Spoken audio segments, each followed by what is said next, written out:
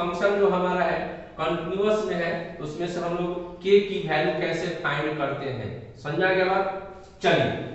जैसे यहाँ पर है आपके पास fx इक्वल, यहाँ मैंने ले लिया कि x प्लस के प्लस 1 और यहाँ x प्लस 2 है और ये लेस देन 1 है और ये ग्रेटर देन क्या है 1 और एट x इक्वल यहाँ पे 1 रखा है, बस आ गया।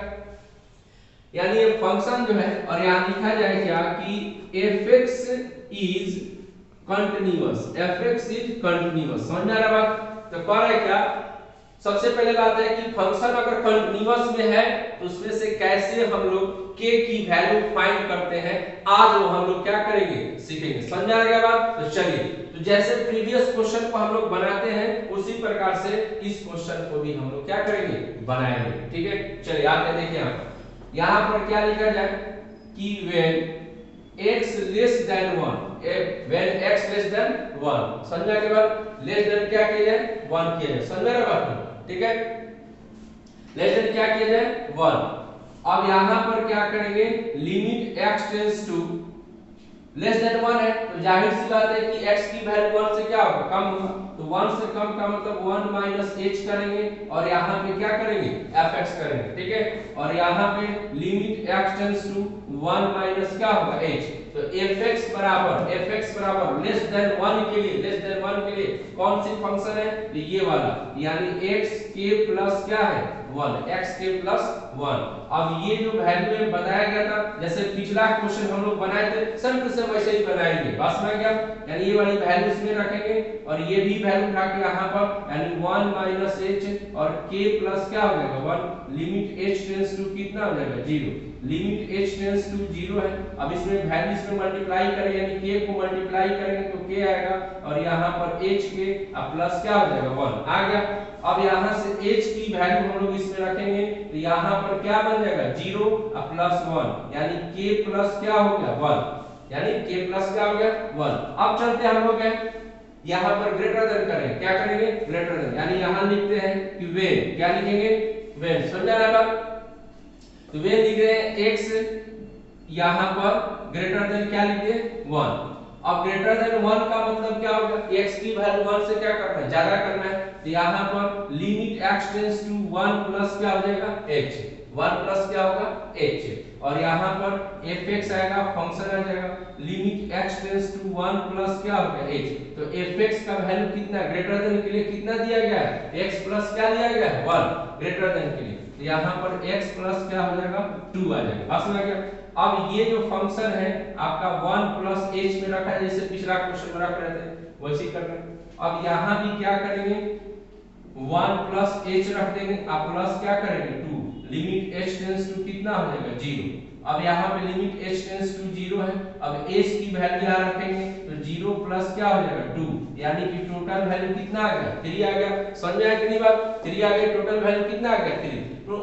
अब यहाँ पर k की वैल्यू कैसे निकालेंगे, यहाँ लिखेंगे now according to the question fx is continuous at x equal 1, यानी क्वेश्चन कर रहा है क्या कि 1 के ऊपर ये फंक्शन क्या है कंटिन्यूअस है, तो 1 के ऊपर फंक्शन कंटिन्यूअस है तो सो LHL इक्वल क्या हो जाएगा RHL होगा,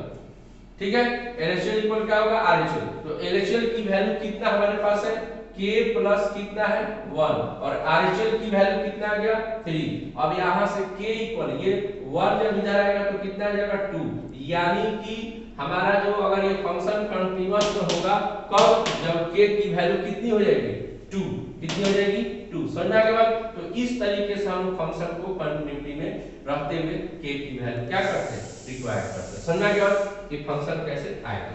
अब आता है दूसरा क्वेश्चन, देखिए दूसरा क्वेश्चन हम लोग समझते हैं यहां से, देखिए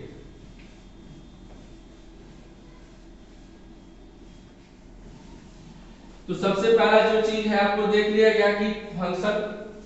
को कंटीन्यूअस में है तो कैसे k की वैल्यू निकालते हैं। अब इसमें दूसरा एग्जांपल हम लोग लेते हैं, ठीक है। यहां पे लिख रहा है क्या कि fx इक्वल, क्या लिख रहे हैं fx इक्वल, यहां लिखा जा रहा है k sin x ठीक है, k sin x divided by कितना कर दिया जाए x, ठीक है, डिवाइड बाय क्या किया जाए x, और यहाँ पर x प्लस क्या किया जाए 1, और इधर ग्रेटर देन क्या किया जाए 0, और यहाँ पर क्या कर दिया जाए छोड़ो, ग्रेटर देन क्या किया जाए 1, यहाँ लेस देन 0 हो गया, और यहाँ ग्रेटर देन क्या हो गया 0, ठीक है। अब इधर क्या कर रहे हैं, लिख रहे हैं व्हेन x लेस देन क्या लिख रहे हैं 0, व्हेन लेस देन क्या कर दिए 0। अब यहाँ लिखेंगे लिमिट x टेंड्स टू, तो लेस देन का मतलब आपको कई बार मैं समझाया है कि लेस देन का मतलब जो वैल्यू दिया उससे कम होना चाहिए, तो यहाँ में h घटाएंगे तभी कम होगा, और यहाँ पर क्या हो जाएगा fx है, ठीक है। अब यहाँ पे आएंगे limit x tends to 0 minus h हो गया। अब इसके बदले यहाँ पर जो फंक्शन, कौन सी फंक्शन को लेस देन में रखा गया है, तो यहाँ पर k sin x बाई क्या हो जाएगा x। अब ये यहाँ पर पुट अप किया जाएगा 0 और h हो जाएगा,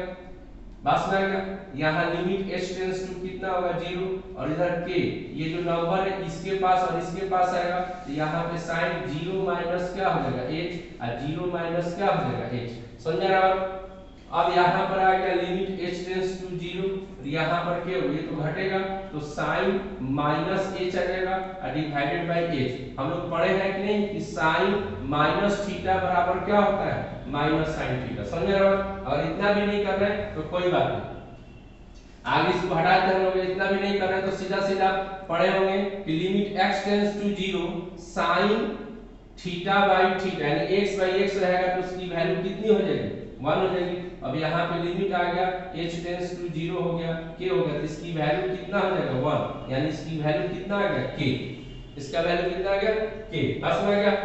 अब आते हैं ग्रेटर देन पर, तो यहाँ लिखा जाए कि व्हेन x ग्रेटर देन क्या लिखते हैं 0, तो यहाँ limit x tends to 0 plus क्या हो जाएगा h, 0 प्लस क्या हो जाएगा h, और यहाँ पर fx हो गया, limit x tends to 0 plus क्या हो गया h हो गया। अब यहाँ ग्रेटर देन के लिए कौन सी फंक्शन को रखा है, तो यहाँ पर x प्लस किसको 1 को। अब यहाँ पे क्या करेंगे 0 प्लस h इसमें रख देंगे, और यहाँ भी 0 प्लस क्या हो जाएगा h, प्लस क्या हो जाएगा 1, और यहाँ पर लिमिट h टेंड्स टू 0, तो लिमिट h टेंड्स टू 0 लेकर आ गए हम लोग।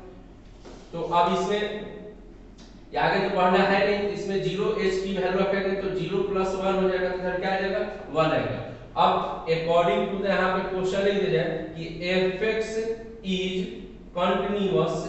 fx is continuous at x equal 1, क्योंकि k की वैल्यू हो या p का वैल्यू हो फंक्शन में